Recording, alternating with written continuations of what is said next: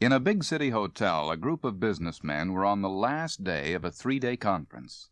After lunch, when all were overinformed, overfed, and tired of sitting, a speaker addressed them at length. After 45 minutes, he said, "Gentlemen, I find I have spoken too long, and yet I've covered only half my speech. Nevertheless, the remaining points that I should like..." Yes, brevity is hard to achieve. But there is a secret to it. Preparation. Believe this, though you may find it difficult. It takes much longer to prepare a 5-minute speech than an hour-long oration. And the technique for achieving brevity is tough editing. Just follow these 3 steps the next time you prepare a talk. 1. Write down your ideas as they come to you. Never mind polish, style, and so on. 2. Organize your ideas in a logical order for easy remembering. 3, and this is the key, cut every paragraph, sentence, to the fewest possible words. Now you have a brief talk, but what about delivering it? Most executives will admit to themselves that this is the toughest part. Here are 6 rules, you might call them 6 attitudes of mind, that can immeasurably improve the brief speech. First, you must believe you can express yourself. Many of us have doubts. But as Dale Carnegie once put it, "If you think any man can't express himself, punch him on the nose. You'll find out soon enough that he can." you know you can communicate ideas man to man, so think of your group as a single man. See your audience as one person. Second rule, determine that you'll take the time necessary to prepare the brief talk. Eddie Arcaro, the famous jockey, once said, Horses are like people. Most of them will dog it and goof off if you let them get away with it. At least 70% of all racehorses don't want to win. And at least 70% of all speech makers don't want to take the time to prepare a brief talk. But the emphasis must be on taking the time, not waiting to find it.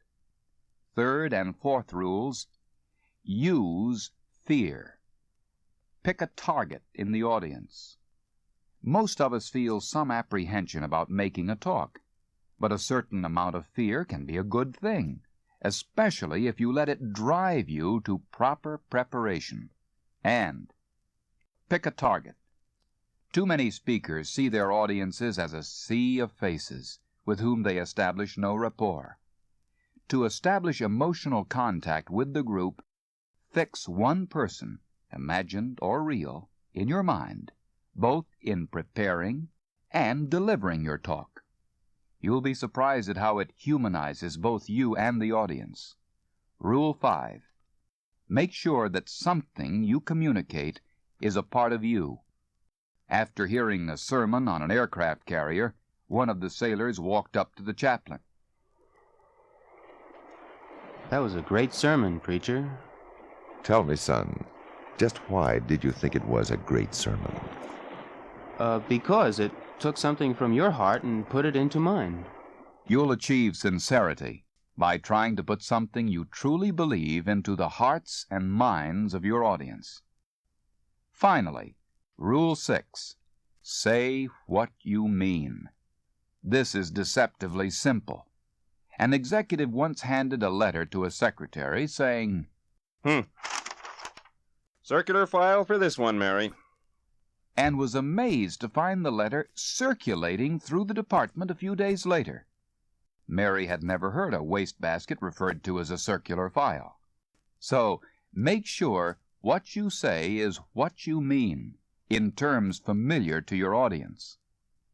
Richard C. Borden, expert public speaker, analyzes public speeches into 4 segments in this fashion. 1. 2. Why bring that up? 3. For instance? And 4. So what? Here are 4 illustrations of the ho-hum, so what approach to public speaking.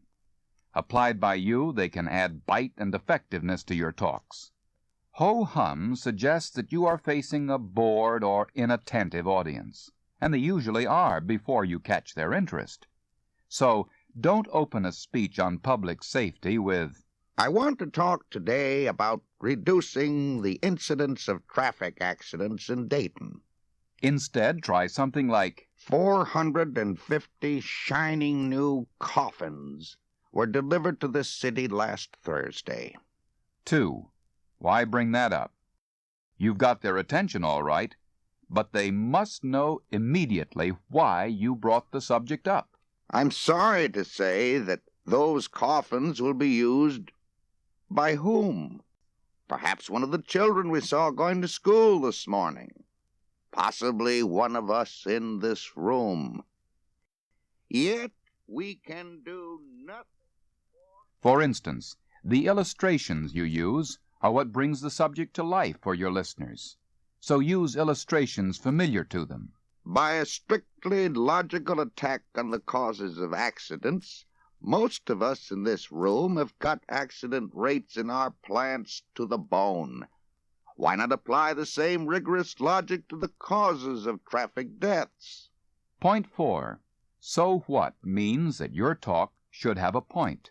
The sharper, the better.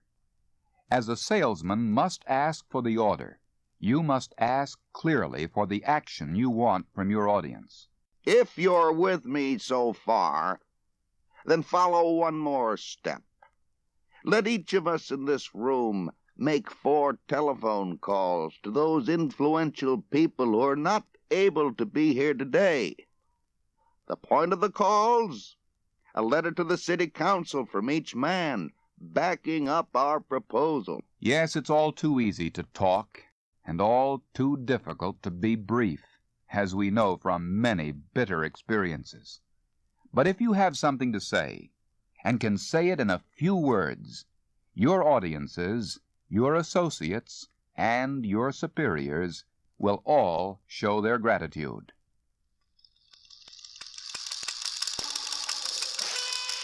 This has been a Nation's Business presentation.